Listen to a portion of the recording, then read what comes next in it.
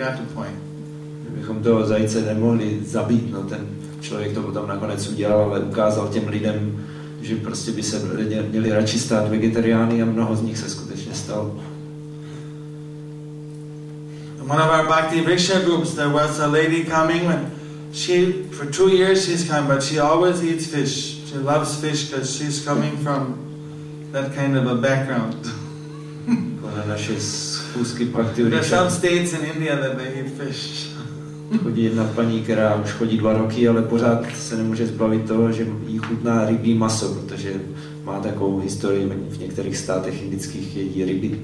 But in the Bhakti Vriksha group, it's a different kind of it's not just a class like this, they actually discuss, there's a discussion period and they discuss the issue. Skupinka Bhakti Vriksha to není taková přednáška, ale tam se diskutuje na různá témata. So they were discussing this verses in the Bhagavad Gita that you have these kind of gunas in this life, you sleep too much, you become maybe a bear, you eat meat, maybe you eat fish, maybe you become a cat or a lion, or I mean not lion but a tiger. Like tigers eat fish also. Takže diskutovali ty verše z Bhagavad Gity podle kvalit přírody, když spíte, tak se stanete medvědem, a když jíte maso nebo ryby, tak se stanete kočkou nebo tigrem, který taky žerou ryby. So one of the steps in the discussion of a Bhakti Vriksha group is called application, how to apply this knowledge. And one of the things they can do, maybe that somebody's moved to change the way they do things, so they have some realization or some application of this wisdom that they're gaining from the Vedas. Jedním krokem v té diskuzi Bhakti Vrikši, let's see, tak je aplikace, no a to znamená, že se diskutuje, jak to poznání se aplikuje, jestli s tím někdo má nějaké realizace, nebo jak to uvádí do praxe. So when came to her turn to give her realization or application, takže když ona tam taky přišla, teď všichni dávali své realizace a uplatnění. She said, well, I never thought about this so profoundly before. Říkala, no já jsem nikdy o tom takhle do hloubky nepřemýšlela. I've heard many classes that always say we should be vegetarian, but I thought anyway that's for others because in my culture it's very common that we eat fish. Já jsem slyšela tolik přednášek, kdy se říkalo, že bychom měli být vegetariáni, ale já jsem myslela, tak já jsem z jiné kultury, kde to je zvykem, že všichni jíme ryby. But when I read now hearing these verses, I understand that by eating fish I may become a cat or some kind of tiger or some kind of fish-eating animal in my next life. No, teď když slyším tyhle verše, že ryby. So my realization is no more fish. Forget it. Finish. Mám realizaci, že už teda nebudu nikdy jíst ryby. I'm going to eat Krishna prasad. Už jenom jí Krishna prasad. So like this, sometimes this different ways of bringing the things up to people has a more effect to change their way of thinking. Takže někdy tyhle různé způsoby, jak lidem představovat věci, má větší efekt na to, aby změnili jejich způsob myšlení. I was going to join the Harinam many years ago, maybe 15 years ago in London, the day before the big Rath Yatra, and they had a Harinam in Piccadilly Circus, one of the famous tourist places of the city.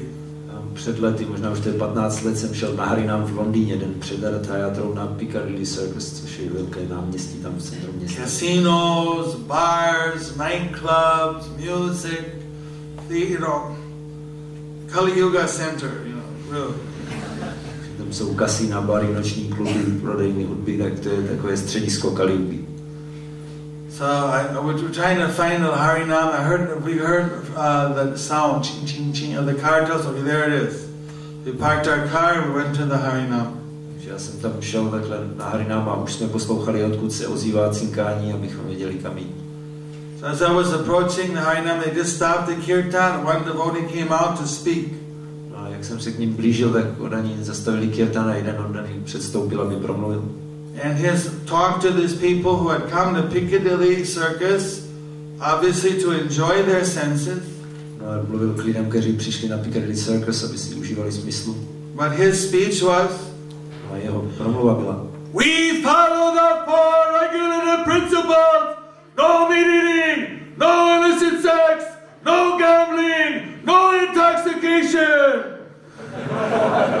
následujeme 4 regulativní principy. Žádný nedovolený sex, žádné maso, žádné hazardování, žádné omamné látky. And I was standing and watching, I said, wow, what a presentation, you know. Jsem si říkal, no, jak se tady představuje. Sounds like the Christians. To zní jako křesťaní. And I saw like all these people face go. And they one by one turned and walked away. Já jsem viděl, jak těm lidem okolo spadla brada a jeden po druhém se And I remember how Prabhupada, he was in the Golden Gate Park, all the hippies, drug eater, drug take, whatnot, you know, hippies, we don't have to talk about hippies, what they do. Free love, everything. Když byl Prabhupada v parku Zlatá brána a kolem samých hippies, kteří nechce mluvit, co všechno hippies dělají. Chant Hare Krishna. Tak jim říkal zpět. Be happy. Buďte šťastní. This is a higher happiness. Existuje vyšší štěstí. He was preached like so encouraging. If you want to be happy, chant Hare Krishna, be happy. Že on je takhle pozbuzoval, chcete být šťastní, tak zpějte Hare Krishna a buďte šťastní. I don't know, maybe it's my personal realization. I thought maybe there was another way of talking to the people in Piccadilly Circus that would have been more interesting. They were happy, they were attracted, they saw the devotees singing, dancing, happy. Why shove the 4 principles down their throat when they don't even know what we're doing, who we are, what we're about? Why not first tell them this is the Hare Krishna movement, we do Bhakti Yoga, we chant Hare Krishna, this is the highest happiness, be happy, chant Hare Krishna. Tak jsem si říkal, že možná je jiný způsob, jak těm lidem to představovat, aspoň to byla moje realizace, než prostě jim spát do hlavy okamžitě 4 principy, ale spíš říct, když ani nevědí, kdo jsme, co děláme, tak jim říct, no my jsme Hare Krishna, zpíváme Hare Krishna, děláme to a to. Preaching is according to Kaldesh Patra, time, place and circumstance. Přikázání se bere v úvahu čas, místo a okolnosti. So according to the people we're talking to, what's going to attract them to Krishna, we have to speak like that. Takže podle toho, k jakým mluvíme lidem a chceme je upoutat k vědomí Krishny, tak podle toho musíme mluvit. To je moje realizace. Other preachers have other realizations, I can't say. Because this preaching is always a little bit personal thing, how you want to present the things to the people that they'll be attracted. Jiní kazatelé můžou mít jiné realizace, to nemůžu říct, protože kázání to je velice osobní věc, jak chcete lidi upoutat a inspirovat.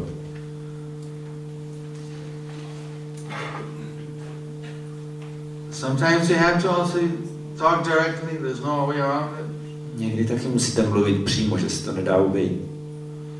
You see like Lord Chaitanya, when he talked to the Buddhists in South India, he directly preached to them and showed them philosophically that Krishna consciousness, that the Vedas, the concept of the Atma was better than their kind of voidist idea.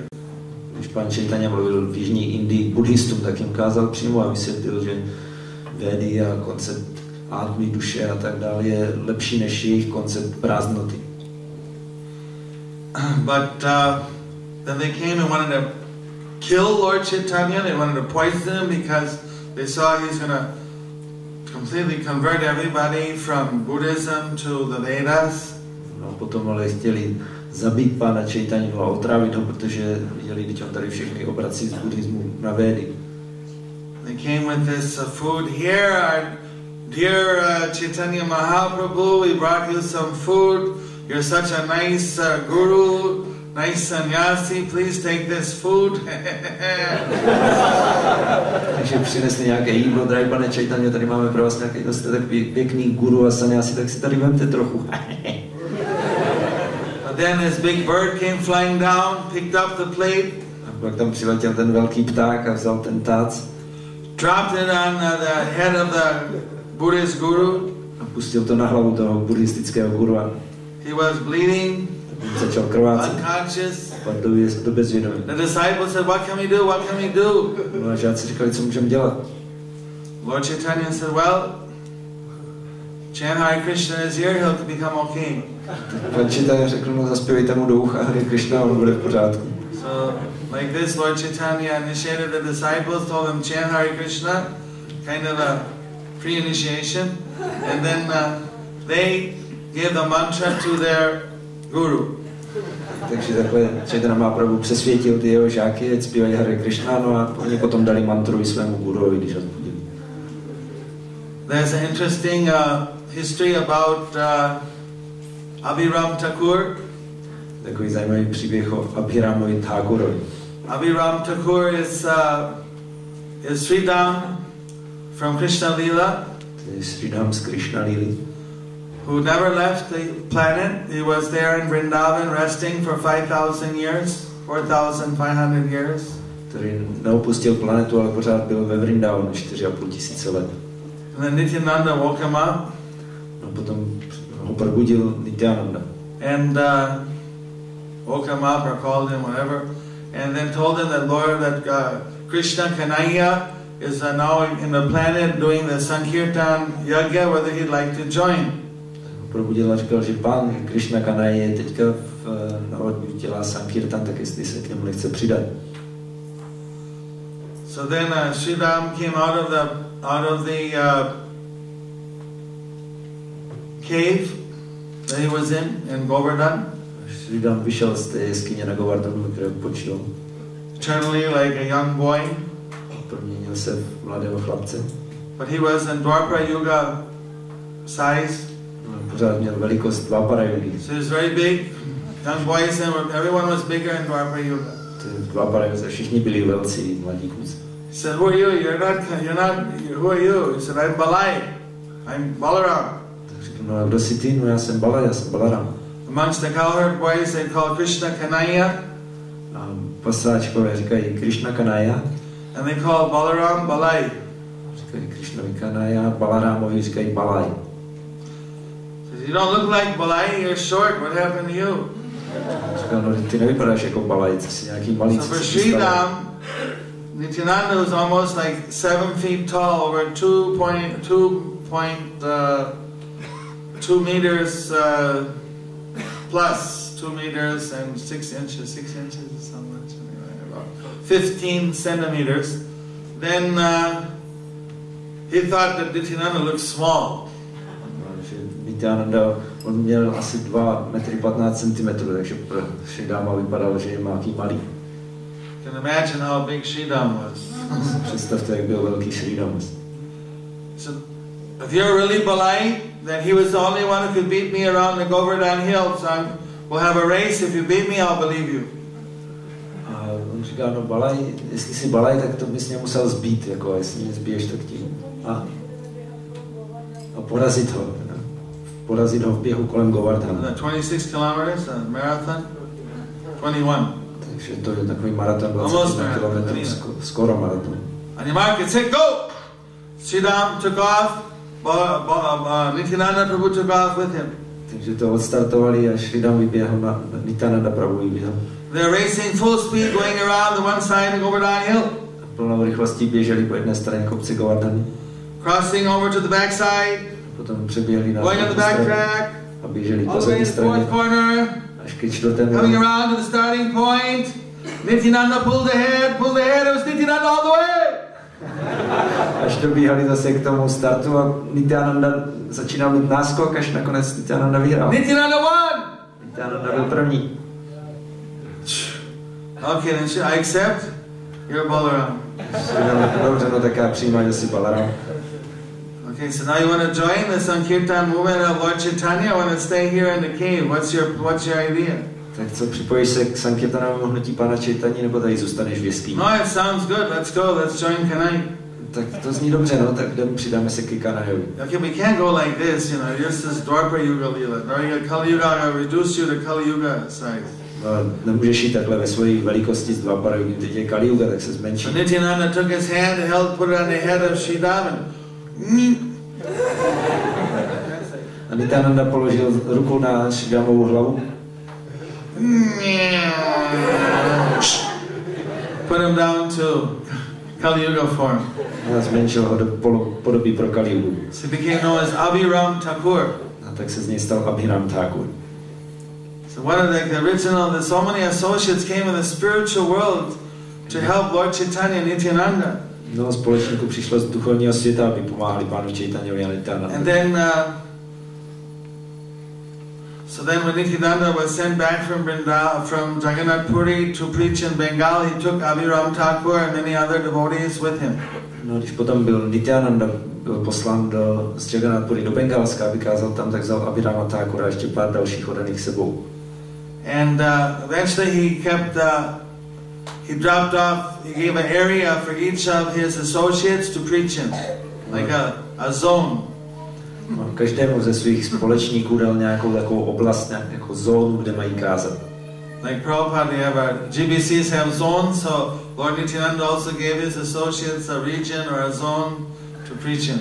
Jako každý GBC má svoji zónu, tak Nityananda dával svým společníkům zóny, kde mají kázat. So his headquarters was at Krishnanagar, Kanakula Krishnanagar, in what's now known as the district of Hooghly. Jeho základna byla v Krishnanagaru, Kanapuru, což je oblast Kanakula. Okay. Kana means there's a river there called Kana, and the Kula means by the side of that river. Kana je řeka, Kula je břeh té řeky. So just getting late now. Just in conclusion, what I want to tell. So Nityananda would go around, visit all his associates, and see how the preaching was going. No a Nityananda obcházel ty své společníky, aby se podíval, jak jim jde kázání. How they were expanding the message of Lord Chaitanya.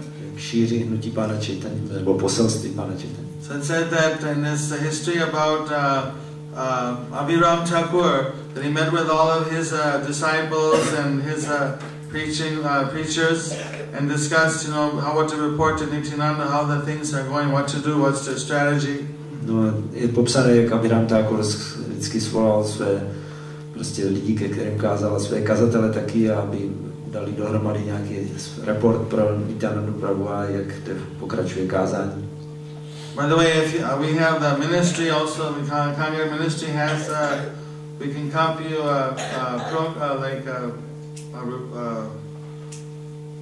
PowerPoint presentation, how to make a strategic plan for your preaching.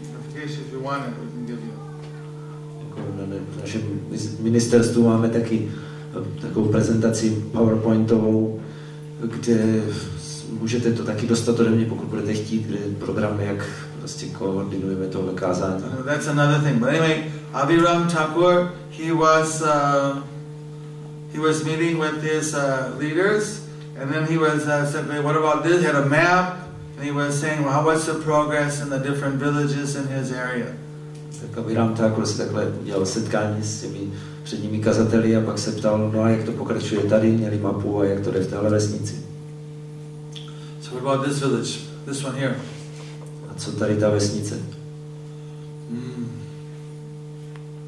Nobody there is interested. No devotee there. Tam nikdo nemá zájem, tam není žádný oddaný. How can we leave a whole village without liberating them? Tak jak můžeme nechat celou vesnici, aniž bychom je osvobodili? So how are you going to liberate that village? Tak jak osvobodíme tuhle vesnici? Well, there's no devotee there. Nobody will invite us for a program or anything. Žádný oddaný tam není, nikomu se tam nelíbí náš program. Okay, what about all the villages around? Do we have any devotees in the villages surrounding? No a co ty vesnice okolo, tam jsou nějací oddaní? Yeah, this village here we have a Hatta. No, tady v té vesnici máme Namahatu. They're nearby. To je nějaký kus tam tu. Okay, then let's have a festival there, 1 week festival. We'll invite Nityananda Prabhu. We'll do a big festival there. We'll do dramas, massive prasad distribution, all-night kirtans. We'll make it so attractive. Somebody from that village has to go there to see what's going on. No tak tam uděláme festival, pozveme Nityanandu Prabhu a bude divadla, bude velké prasáda ve velkém a kirtan celou noc a celé to uděláme přitažlivé a někdo z té vesnice tam musí přijít, komu se to, aby zjistil, co se tam děje. Like there's a liberated soul from the spiritual world, eternal associate of Lord Chaitanya and Krishna Lila. When he goes in Gaur Lila, he's strategizing how to liberate these conditioned souls. Takže věčný společník Pána Chaitanya, jak Krishna z Krishna Lily, on přichází tady v tom hnutí, aby osvobozoval podmíněné duši. I know, it makes my hair stand on end. It's just so amazing. It's just so wonderful. Takže to mě z toho se ježily chlupy, když jsem to četl, že to je úplně úžasné. This spreading of Krishna consciousness is an eternal pastime of Lord Chaitanya's followers. To šíření vědomí Krišny je věčná zábava následovníků Pána Čejtani. Don't miss out on the ecstasy. Takže si nenechte ujít tu extázi. Most of these devotees that were preaching with Nityananda were grihastas. Yes. Většina těch oddaných, kteří kázali s Pánem Nityanandou, tak byli grihastové. I mean, he had some brahmacharis. I don't want to make the brahmacharis feel bad, you know. Také brahmachari tam taky měl, nechci, aby se brahmachari cítili špatně. But most of them were grihastas. Sure, that was the time. Everybody in India that time got married when they were like 12 years old. They didn't have a choice. Většinou to byli grihastové, protože tehdy se v Indii každý ženil, když mu bylo 12 let, ani neměl na vybranou. Suklambar brahmachari. There are a few brahmacharis, some sannyasis, but vast majority were grihastas. Bylo pár brahmachari, Shuklambar brahmachari a několik sannyasích, ale většinou to byli grihastové. They did their work in the morning, whatever they had to do, being teachers or doctors, like what's his name, the doctor Murari Gupta. They did their different service, and then at night, every night or sometime in the day, they'd also be somehow spreading Krishna consciousness. Takže oni dopoledne dělali svou práci, cokoliv měli za práci, jestli doktoři jako Murari Gupta nebo něco jiného, a potom odpoledne nebo v noci prostě dělali věci pro šíření vědomí Krišny. Life was a lot simpler than less complicated, no? Taky byl život jednodušší, ne tak komplikovaný. Now we're advanced. Teď jsme pokročili. We had to work morning till night. Tak musíme pracovat díl do noci. Pay tons of taxes. A od rána do noci. A platit hromady daní. Sales tax, income tax, daň z railroad tolls. Daň z příjmu a nějaké poplatky v dálniční. But anyway, still, like, that's why we do this in Amhat programs, or Bhakti Vikshora temple has a program. They can do some service from the temple if they're living nearby. Takže se můžou dělat námáto programy, nebo ti, kdo žijí poblíž chrámu, můžou dělat službu pro chrám. Only takes one night a week. Třeba jenom jeden večer v týdnu. If someone gives more, I know some grihastas, they're going out 6 nights a week preaching every night. Já znám spoustu grihastů, kteří 6krát týdně chodí ven kázat. That's if the wife agrees, you know. Pokud aspoň manželka souhlasí. One day for the wife. Jeden den nechají pro manželku. Some wives are into the preaching, they don't mind. Some they go with the husband. Některé manželky jsou také inspirované kázat, tak některé. But anyway, this is adjustable. But to do something every week, this is you get a taste of the nectar. When you're helping people to be Krishna conscious, you're getting so much blessing from Lord Chaitanya. You're being an instrument in His hand. Takže to už se dá uspůsobit, ale prostě nějakým způsobem se zapojte do kázání a můžete ochutnávat ten nektar, kdy pomáháte Pánu Chaitanyovi v šíření a misi. Of course, we have a lot of brahmacharis, temple devotees here. I was surprised yesterday. This chapter has a lot of temple devotees, so obviously they have so much time, hopefully, that they can be engaged in different kinds of preaching activities. Ovšem tady máme spoustu chrámových oddaných brahmačarích a jsem byl překvapený včera, kolik je v téhle jatře chrámových oddaných, takže ty musí mít spoustu času, aby se mohli věnovat kazatelským činnostem. But even the grihastas, majority here are not living in the temple, students or the single or grihastas. They can also try to do some kinds of propagation. Ale i grihastové, pokud nejsou sami svobodní, tak se můžou zapojit a dělat nějakou propagaci. Nice if it's all coordinated under the ISKCON umbrella, so that we can all be enlivened by their activities and work as a broader team. Je pěkné, pokud to může být koordinované pod tím deštníkem ISKCONu, abychom všichni mohli být inspirovaní tím, co kdo dělá, jako takový širší tým. So, like this Abhiram Thakur, actually I remember, as Abhiram, when he got shrunk down from Sridham to Abhiram, he pulled one hair from his head and threw it in the Jamuna, and it became a little baby girl. Já jsem zapomněl, když byl Sridham zmenšován na tu velikost Abhirama, tak si vytrhl jeden vlas, a hodil ho do Jamuny a tam se z toho narodila malá vlčička. some kind of a shakti of his.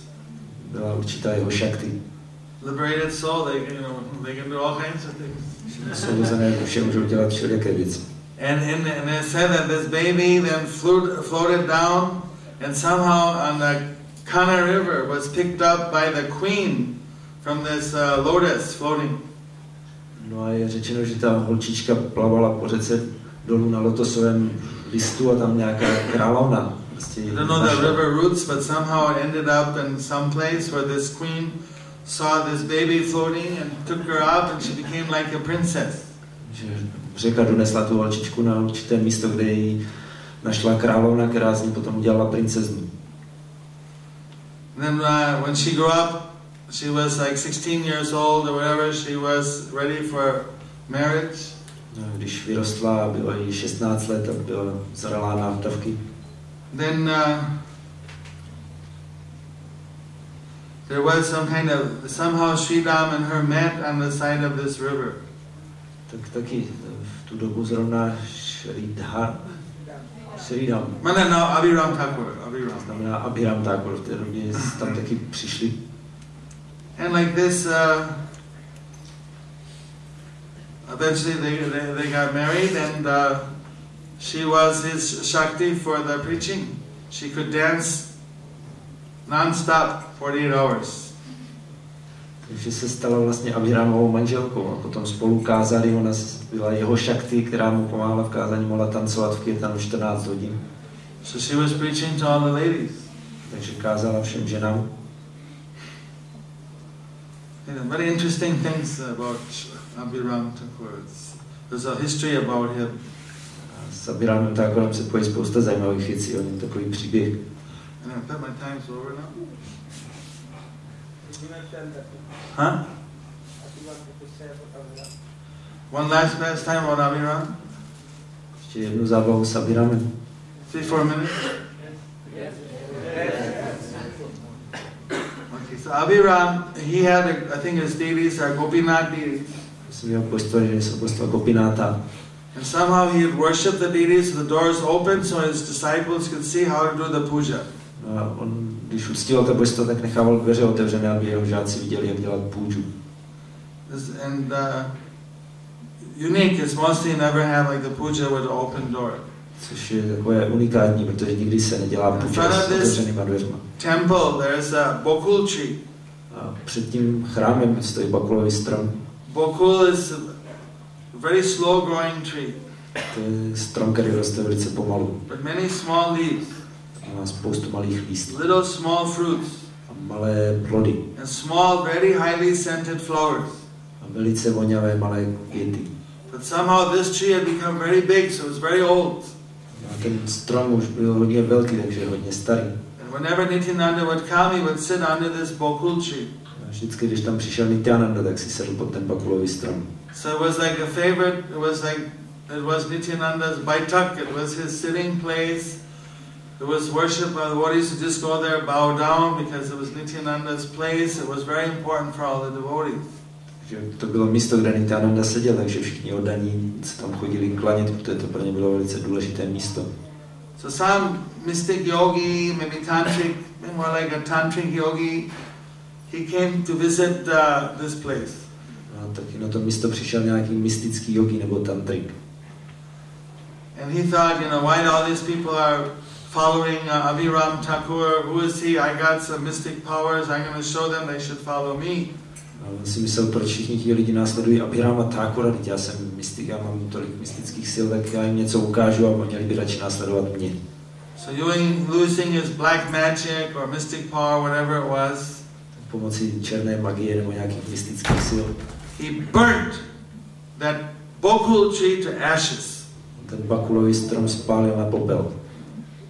Some disciple ran, told Abhiram Thakur, Nityananda's baitak, some crazy guy, some crazy yogi, tantric, he just burned it down. Jeden podaný běžel za Abhiramem a říkal, nějaký bláznivý yogi to tam spálil, to místo, kde Nityananda vždycky sedí, ten strom spálil na popel. So Abhiram Prabhu ran to the place, saw the tree is like burnt to the ashes. Abhiram tam šel a viděl, jak je ten strom spálený na popel. So what is this? Where is Nityananda Prabhu going to sit when he comes here? No a kde teď bude Nityananda sedět, když sem přijde? What a crazy thing. To je zašílenou věc. So he was just like so, whatever, emotional about the whole thing. He just took one of his hairs and threw it on the pile of ashes, and poof, the tree came back. Tak on ve svém emocionálním rozrušení si vytrhl jeden vlas, hodil ho na tu hromadu popely a ten strom se tam zase objevil. That tantric, the yogi, he looked, It's easy to burn something down, but to make it come back alive, resurrect a dead tree, that's a bit difficult. Ten tantrik na to koukal s otevřenou pusou, protože něco spálit není tak složité, ale zase to obnovit v živém původním stavu, tak to je těžké. Then Abhiram turned on the yogi, like, okay, now what are you going to do with you nonsense? Tak se Abhiram obrátil na toho yogina a říkal, no co teď uděláme s tím? The yogi started shaking. On se začal třást. He fell down, I surrender! Padl na zem a já se ti odevzdám. So you got to stop all this nonsense. Říkal, no přestaň dělat tyhle Chant Hare Krishna. I'll do whatever you say, I accept you, you're my guru. You beat me, you're greater than I am, I accept you. Jsi mě porazil, ty jsi lepší než já, tak tě přijímám jako svého gurua. So then he became a devotee. Takže se stal oddaným. That tree is still standing today. Ten strom tam dodnes stojí. After it was resurrected, it doesn't produce any more fruits. Poté, co byl jako takhle vzkříšen, tak už neplodí žádné plody. But it gives flowers 12 months a year, which is like a miracle. That's only these occult flowers come how often? Once a year, right? But this tree 12 months a year flowers. No, ale, takže nemá plody, ale místo toho kvete 12 měsíců ročně. Normálně bakulové stromy jenom měsíc v roce. It's a celibate tree. Celibate. Jo, oslavovaný strom to je. Doesn't produce fruits. Celibátní, že je v celibátní. Brahmachari. Or brahmacharini, I don't know. Možná brahmacharini. So anyway. Abhiram Prabhu ki! So many interesting ways. Our former acharyas, Lord Chaitanya associates, they were spreading Krishna consciousness. Mnoho zajímavých způsobů, jak dřívější acharyové a společníci Chaitanya Mahaprabhu šířili vědomí Krishny. So Prabhupada was asked, how can we please you? He said, I'm pleased if you be happy in Krishna consciousness and you make others happy. Když jsme se ptali Prabhupády, jak tě můžeme potěšit, tak říkal, mě potěší, když budete šťastní ve vědomí Krishny a budete dělat další šťastnými ve vědomí. So Prabhupada ki! Thank you very much. Tak mnohokrát děkuji. Dziękuję. Yakuye. Hare Krishna. Any question? Taká otázka. Comment, Maharaj? Dhanavir Maharaj? He is always coming up with unique ways of preaching. He's one of these dynamic preachers. Dhanavir Maharaj taky pořád přichází s nějakými novými způsoby kázání, to je náš dynamický kazatel.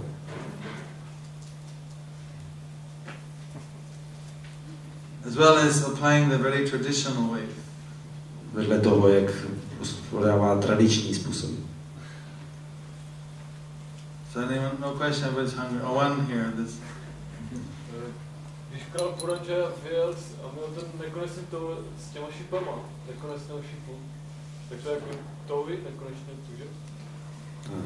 What were the unlimited arrows, which were the Puranjan was equipped with a quiver, what's the name of it? Unlimited supply of arrows. So are they unlimited desires?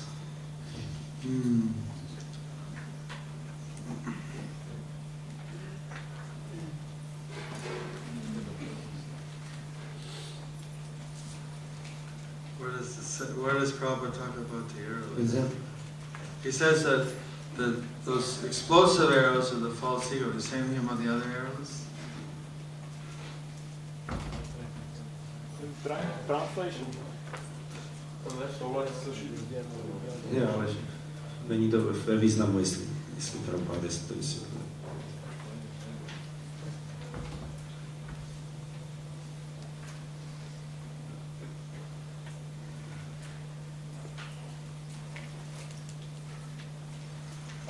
says about the two explosive weapons, there's a false ego and two attitudes.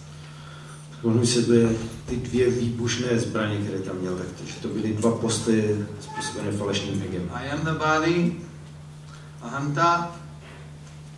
Já jsem tohle tělo ahanta. And everything in my bodily relationship belongs to me, mamata. A vše ve vztahu k tělu patří mě je mamata. As far as all the arrows, good question. I don't know, Prabhupada doesn't specifically, I don't see it. But yeah, sounds good. Unlimited desires. Sice Prabhupada tady nevysvětluje, ale zní to dobře, že by to byly nekonečné touhy. I'm not allowed to speculate while I'm sitting up here. Já nesmím spekulovat, když tady sedím takhle nahoře.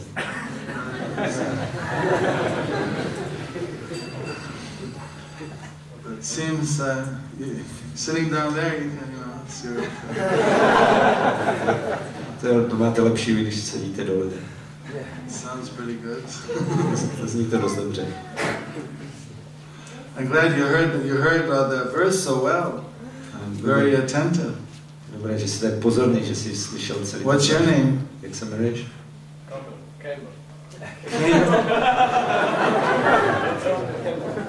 Camel sounds like camel. I'm Camel or camel. Kamil? Kamil. Kama is also love. Kama, to je láska taky. Hare Krishna, thank you very much.